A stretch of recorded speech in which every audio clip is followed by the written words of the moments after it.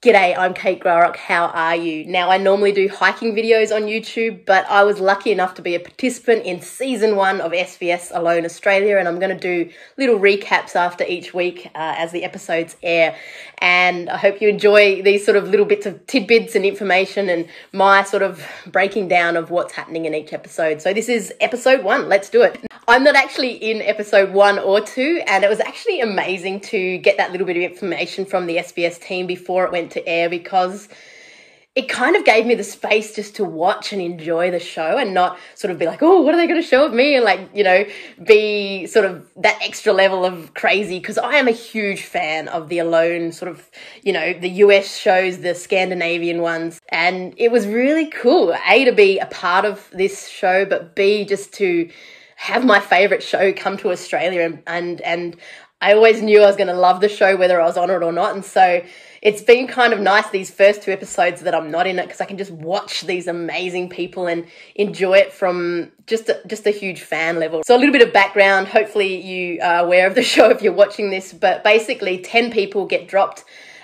with 10 items to survive for as long as they possibly can alone. And you're not getting any feedback, any input as to who's left the show or how many people remain or how well you're even doing. So it's really crazy for me to watch this now, and I'm watching it at the same time as everyone else in Australia and even the world.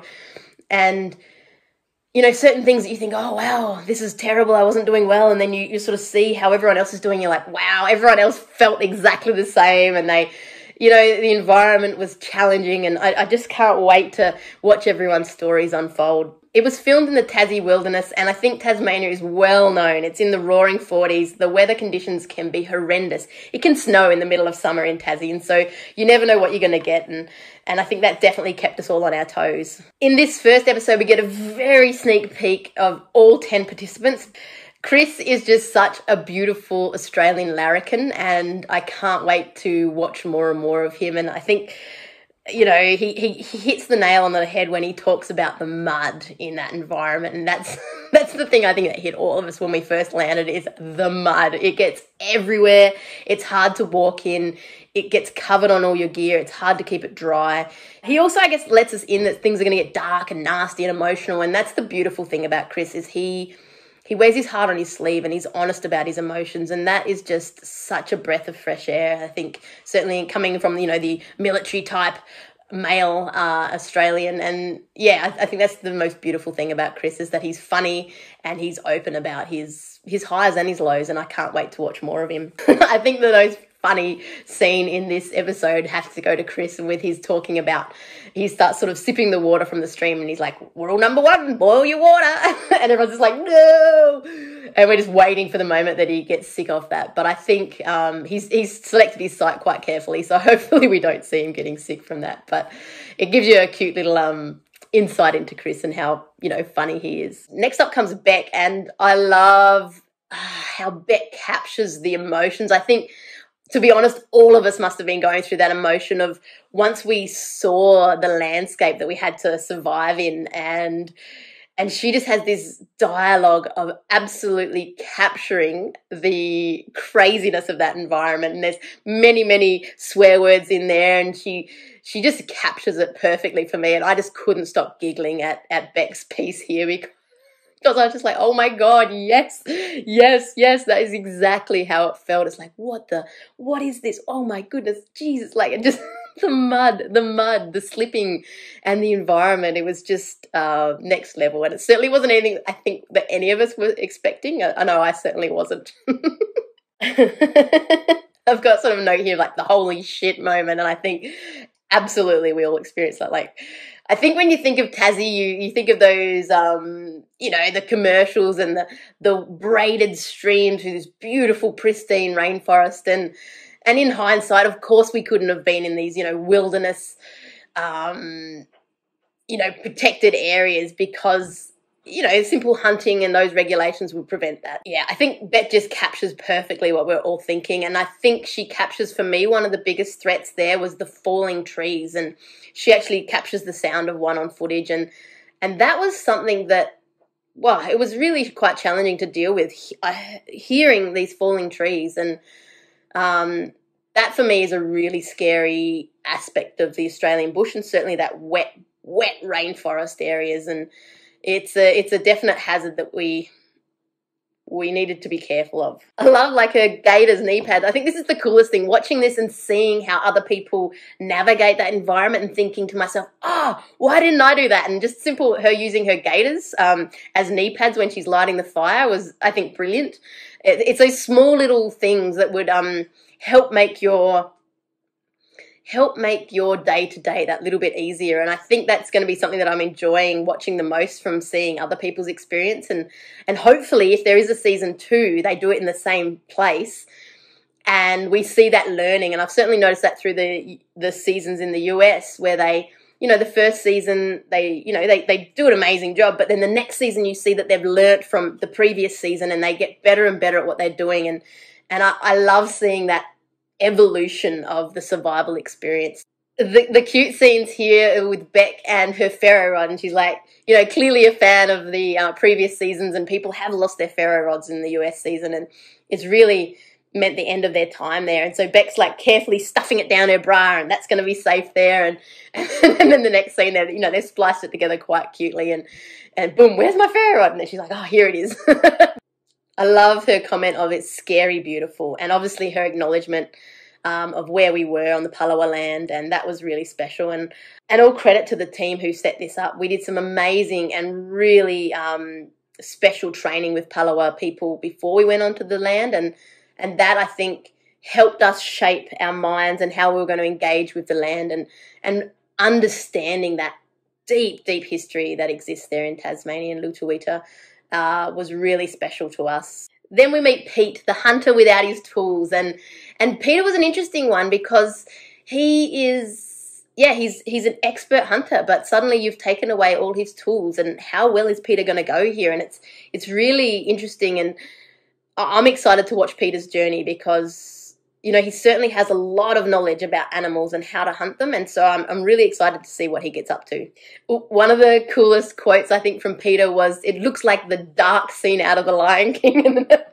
And we actually just watched The Lion King recently with my family, and I was just, oh my God, it is exactly that scene from The Lion King. So it was a very strange environment, and it certainly wasn't one that we, I guess, had expected to be in. And I think that was a moment where we had to sort of pivot and understand this is what we've got, this is what we've got to work with. And I, sometimes I think, oh, I could have been this, could have been that. But you know what? Like, you don't get to choose the area where you do a survival. Your plane crashes or your car gets bogged. You don't get to choose the environment that you do a survival situation. And so in some ways I just had to kick myself and say, well, this is what I've got. Let's work with it. Next, we're introduced to Rob, and Rob is, I think, my family have actually said that he's their favourite, which I'm a little bit concerned about, but I think it's just the way he held himself and the way he describes his connection, and just his manner, I think, is quite beautiful, and it's exciting to see Rob on this show and be a part of it with him. There's a quote, he sort of says something along the lines of, "We don't have a lot of money, but my aim is to fill my children's hearts with knowledge, and that's my gift to them." And I just thought that's just beautiful. And I think that's Rob to a T. Next, we get to meet the amazing Gina, and I am so excited to watch Gina's story. She's the sort of person that's in a room and you just can't stop watching. She's charismatic, she's dynamic, she's a mile an hour, and I love watching Gina, and I can't wait to see what she's up to.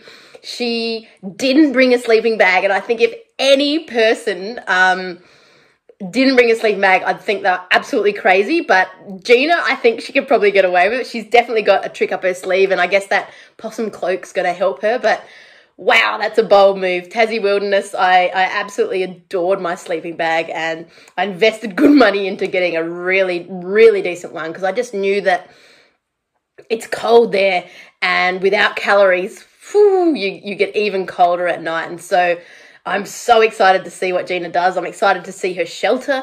I'm excited to see how she survives the Tassie winter. And yeah, I think she's going to be a really impressive person on this show. She talks about drop shock, and I think that's a really important thing to focus on here is we actually do a boot camp before the show starts. So it's sort of like 7 to 10 days where we all came together and, you know, they sort of just taught us the rules of what we could and couldn't do. They gave us some camera training. They made sure we had, you know, a few sort of skills to make sure everything was going to be safe there and how to, you know, get some help if we needed it. And that was a really intense environment. You know, we're all sort of like sussing each other out and learning new people, learning new activities, how to use the camera, where they're sort of, you know, pushing us to get better at that skill of filming and, you know, using our microphone and all the rules and regulations we had to have. And it was an intense environment. And then suddenly, poof, you just dropped. Winding that back, you know, they took our phones off us sort of day one. And so there was a whole week to 10 days there where we had no contact with our family. So I think that's something to be mindful of when, you know, people are dropped in day one. They're having that shock. But also it's been, you know, a good period of time since they've heard from their loved ones. And I think that's hard. They're our support network, and it is hard to sort of cut that off. I think with Gina, she has this beautiful line where she says it's fear and excitement, and it absolutely was both of those. It was this clean slate, this exciting moment, but also just like absolute fear of how am I going to do? Am I going to do something completely stupid and, you know, get knocked off the show super early, or am I going to do really well, or am I going to be able to find my feet in this environment? And there was so many things going through your head. Just the logistics of being there, I think, it's a challenge in itself, to be honest. The boot camp was a lot more challenging than I had anticipated. The actual collection of gear and getting all the gear checked and rechecked, and, you know, they run it like a proper, you know, military camp, and they measure out all your line and,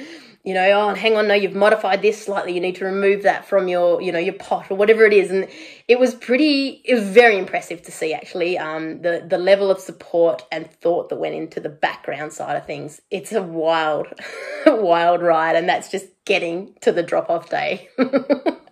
So that's day one. And then I think night one, we see it absolutely hammer down with rain, and a few people have some issues with that, you know, sort of tarps that perhaps haven't been set up quite right, and sleeping probably on the ground their first night. So it was a challenging day. So we kick into day two on episode 1. Rob then goes on to make a brilliant point about how the Palawa people wouldn't have actually stayed in that area during the winter periods. They would have moved out to, I guess, areas that had perhaps greater food sources available. And I think that's just such a brilliant point for him to make. And I know I certainly valued him making that point because, you know, obviously we all did our research before we went in there. You don't just jump in and think, yeah, sweet as, I'll just, you know, eat some berries and live off the land. And then we pretty much end that episode with, I guess, what's sort of perhaps good editing. I'm not quite sure, but it looks like both Rob and Beck aren't having a great time, and both of them are considering the tap out. And that's just, I think, devastating for us not to be able to watch them if they do tap out in the next episode. And I think, yeah, it ends with the boat coming, and yeah, either of them I would hate to see out of the competition. So yeah, we're going to jump to episode 2 next, and hopefully we keep some of these people for a little bit longer, because I just really would love to see their story.